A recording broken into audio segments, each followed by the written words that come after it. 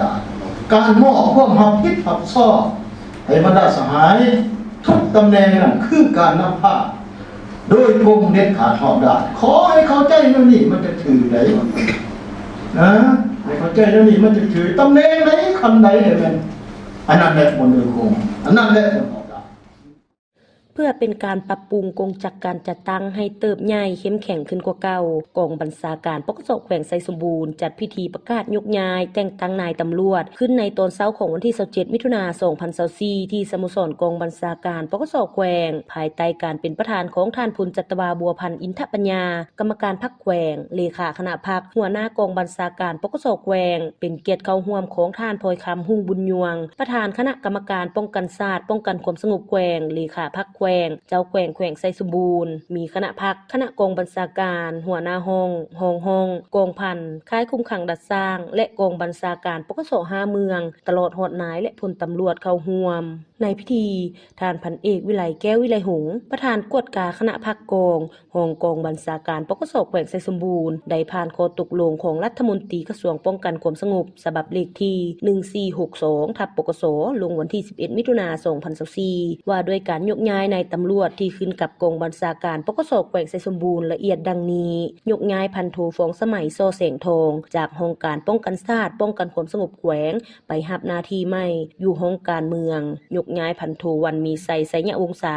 จากห้องคุ้มครองสัมมโนครัวและก่อสร้างหลักฐานไปรับหน้าที่ใหม่อยู่ห้องการป้องกันศาสตร์ป้องกันความสงบแขวงยกย้ายพันโทศรีสมัยวิสุนราชจากห้อง504ไปรับหน้าที่ใหม่อยู่ห้องสันติบาลยกย้ายพันโทสมชายพันธุมมีจากห้องสันติบาลไปรับหน้าที่ใหม่อยู่ห้อง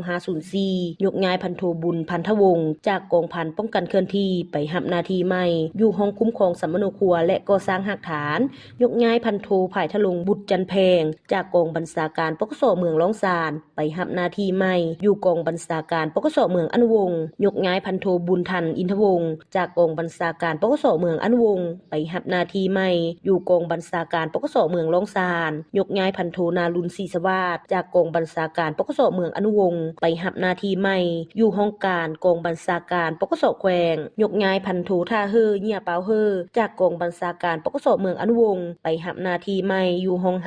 504ยกย้ายพันโทสมเพชรแก้วบุญเฮืองจากกองบัญชาการปกสเมืองอนุวงศ์ไปรับหน้าที่ใหม่อยู่ห้องพระราธิการยกย้ายพันโทธนุสรจงยาใส่เปล่าจากห้องการเมืองไปรับหน้าที่ใหม่อยู่กองพันป้องกันเคลื่อนที่ยกย้ายพันโทคำลับวงสุลินทาจากกองบัญชาการปกสเมืองห่มไปรับหน้าที่ใหม่อยู่ค่ายคุมขังดัดสร้างยกย้ายพันโทดาวันดวงมณีจากห้องตำรวจไปรับหน้าที่ใหม่อยู่กองบัญชาการปกสเมืองอนุวงศ์ยกย้ายพันโทบุญปอนอินทรีเสียงใหม่จากห้อง504ไปรับหน้าที่ใหม่อยู่กองบัญชาการปกสเมืองอนุวงศ์ยกย้ายพันโทคำภูแสงคำโยงจากห้องคุ้มครองสัมมโนครัวและก่อสร้างหลักฐานไปรับหน้าที่ใหม่อยู่กองบัญชาการปกสเมืองล่องซานยกย้ายพันโทอาซีโลหนาวหัวจากห้อง504ไปรับหน้าที่ใหม่อยู่ห้องคุ้มครองสัมมโนครัวและก่อสร้างหลักฐานยกย้ายพันตรีไสสมพรสามุนตรีจากห้องสันติบาลไปรับหน้าที่ใหม่อยู่ห้อง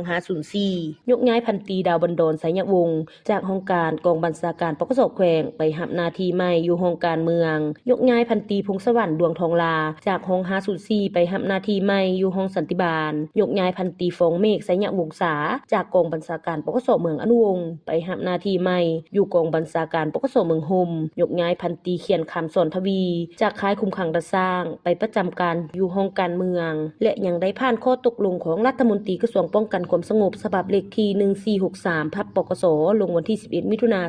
2024ว่าด้วยการแต่งตั้งนายตำรวจที่ขึ้นกับกองบัญชาการปกสแขวงไซสมบูรณ์ละเอียดดังนี้แต่งตั้งพันโทนารุณศรีสวัสดิ์เป็นห้องการกองบัญชาการปกสแขวงแต่งตั้งพันโทฟองสมัยโซแสงทองเป็นหัวหน้าห้องการเมืองและพันตรีดาวบันดอนไสยวงศ์เป็นห้องแต่งตั้งพันโทศรีสมัยวิสุนราชเป็นหัวหน้าห้องสันติบาลและพันตรีพงศวรรค์ดวงทองลาเป็นห้องแต่งตั้งพันโทคำตาทองทิมหาไซเป็นหัวหน้าห้องตำรวจแต่งตั้งพันตรีอนงนรสิงห์และพันตรีไสยราชเป็นห้องตำรวจแต่งตั้งพันโทสมชายพันธุมมีเป็นหัวหน้าห้อง504แต่งตั้งพันโทท่าเฮอเหี่ยเปาเฮอพันตรีลำเอียงรวยเจริญและพันตรีไสส สมพรสามุนตรีเป็นรองห้อง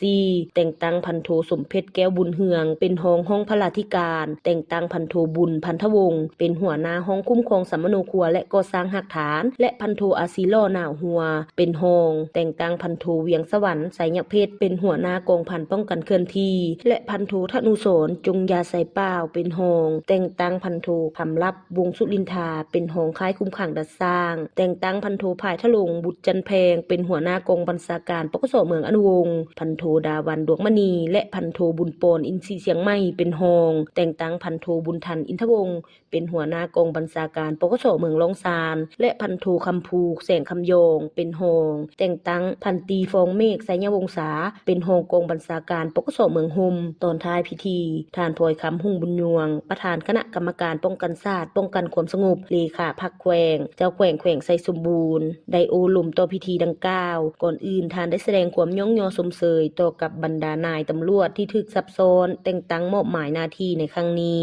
พร้อมทั้งเน้นหนักให้บรรดานายตำรวจที่ถูกยกย้ายแต่งตั้งจงพร้อมกันเอาใจใส่ในการชี้นำพาและยกสูงความรับผิดชอบต่อหน้าที่การเมืองจัดตั้งปฏิบัติหน้าที่เวียกงานของตนตามการมอบหมายให้สำเร็จมีแบบแผนวิธีเฮ็ดเวียกที่ทันสมัยและมีวิทยาศาสตร์หลายขึ้นพร้อมกันนำพากองบัญชาการปกสแขวงไสสมบูรณ์ให้เติบใหญ่เข้มแข็งขึ้นเทื่อละก้าวเรื่องของตนแสดงให้เห็นถึงความเป็นเจ้าข้าทุกบืนเอาหันเกิดความต่างนาเอาใจใส่ประกอบส่วนของในเวียดนามของบรรดาสหายทุกทนาด้วยกำลังของการความสงบ